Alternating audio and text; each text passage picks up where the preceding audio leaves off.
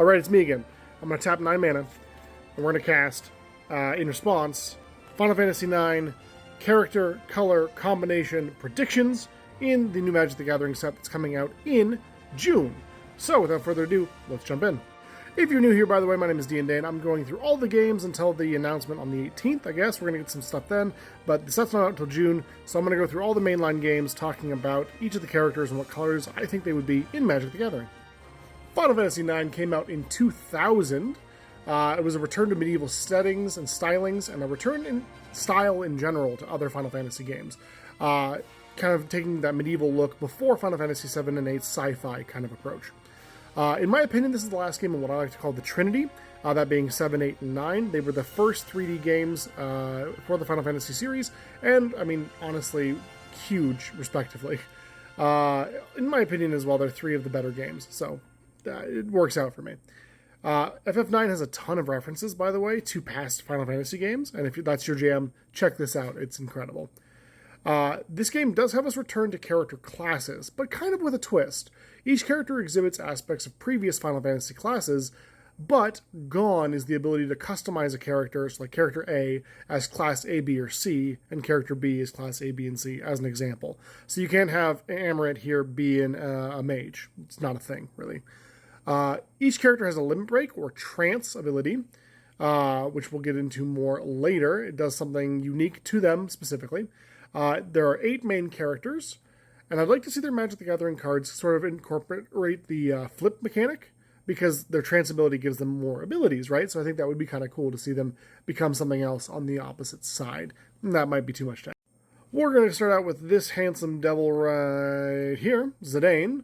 He's a thief. He's our main character. He has access to the Steel command. That's one of his unique abilities. He uses daggers and thief swords, which are kind of double-bladed dagger swords. They're kind of cool. His trance is called Dine, which raises his physical attack power and allows him to attack single or multiple enemies, which is kind of cool. I'm thinking he's blue-black. He's your typical rogue, thief, ne'er-do-well, kind of ninja-esque in the game in terms of Magic the Gathering. Maybe he would have an ability that would allow him to do something if he were unblocked, so kind of like ninjutsu, but a little bit different maybe. Next up, we've got Vivi.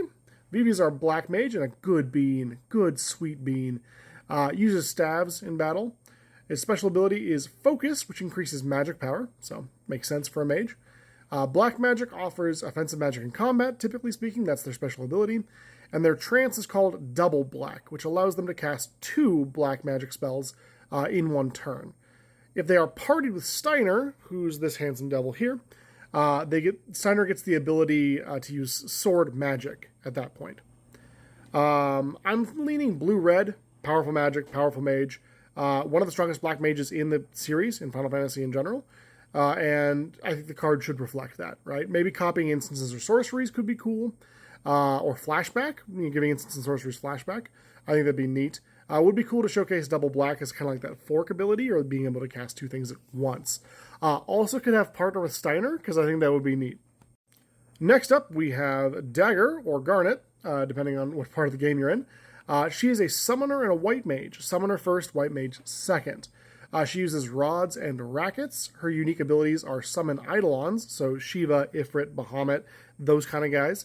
And she has access to quite a few of them. That's kind of her damage ability. And then white magic she uses to heal, cure, curaga, those sort of skills and abilities. She has less of those, though. Her trance is Eidolon, which allows her to summon her creature again and allows that creature to counterattack for her, which is kind of cool. If she gets hit, it counterattacks. I'm thinking she's probably white-green, healing and summoning. It's kind of a Final Fantasy wombo combo, just kind of the way I see it. Not too much going on there in terms of design. I talked about him earlier, but Steiner here is a knight.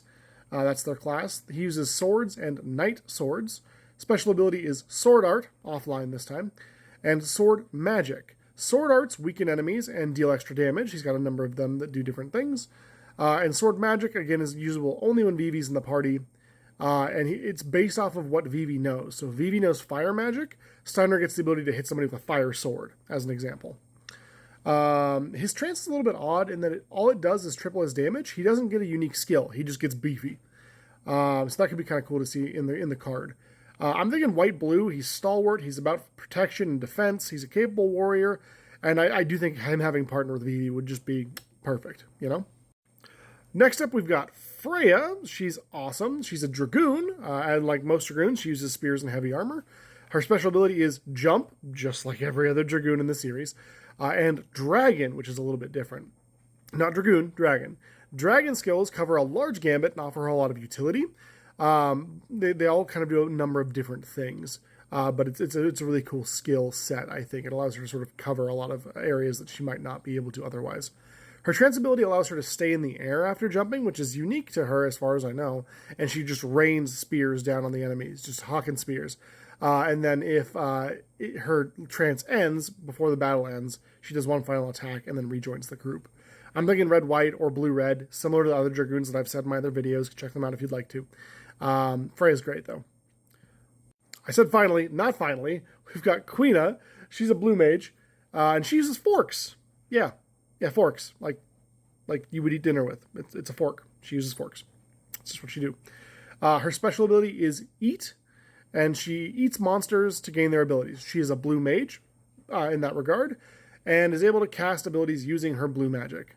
Her trance skill, Eat, becomes Cook, which allows her to eat sooner at 50% instead of 25%. Yum. Eat some monsters. Nom nom nom. Gain their abilities. She's a green-blue creature. She's Simic. Kill a creature, get a +1/+1 counter. I think that'd be great. Or something along those lines. We have our second Summoner White Mage combination in Aiko. Aiko is a White Mage first, Summoner second. She's the converse to Dagger, which is kind of cool. She uses flutes and rackets. Her unique ability is White Magic, Summon, and Guardian Mog. She's stronger in White Magic than Dagger is, but has less summons to boot. She's got 4 summons available to her, whereas Dagger has fewer White Magic skills. It's kind of their balance. Her trance is double white, which, much like Vivi's, allows her to cast 2 White Magic spells, so 2 cure spells, basically, at once. I think this could be kind of cool to see her double cast something, fork something in white. I don't think we've really seen that before. I'm thinking she might be mono white, to be honest. That would be kind of crazy. Or maybe white green to reflect her and Garnet's relationship. Healing when creatures enter, maybe, could be a thing. And finally, for real this time, Amarant is our monk ninja. Kind of an odd combination. We don't see that a lot in Final Fantasy, but pretty cool. They use claws and throwing weapons. Their unique abilities are throw and flare. Flare allows them to switch between attacking and a more supportive role, so it allows them to sort of utilize other abilities that can be either used to increase their damage or be used to do some supportive buffs, debuffs, that sort of thing. Gives them a lot of access to a lot of different abilities. Throw allows him to throw equipable weapons, which is just absolutely crazy. He just hucks things. His trance turns Flare into Elan, Elan, E-L-A-N, I don't know how to pronounce it. And this allows his Flare abilities to hit all enemies or all allies, depending on what he's using. Red-black, he's the foil to Zidane, however you want to call it. Just red-black as the day is long. Rakdos for sure. And that's it for our Final Fantasy IX predictions. We'll see if I'm right. Let me know if you agree or disagree and what you think down below. I would love that. If you like this sort of thing, please consider giving us a follow. We are trying to upload one of these a day until we learn everything there is about the Magic the Gathering set. We'll see you tomorrow for Final Fantasy X. It's a big one.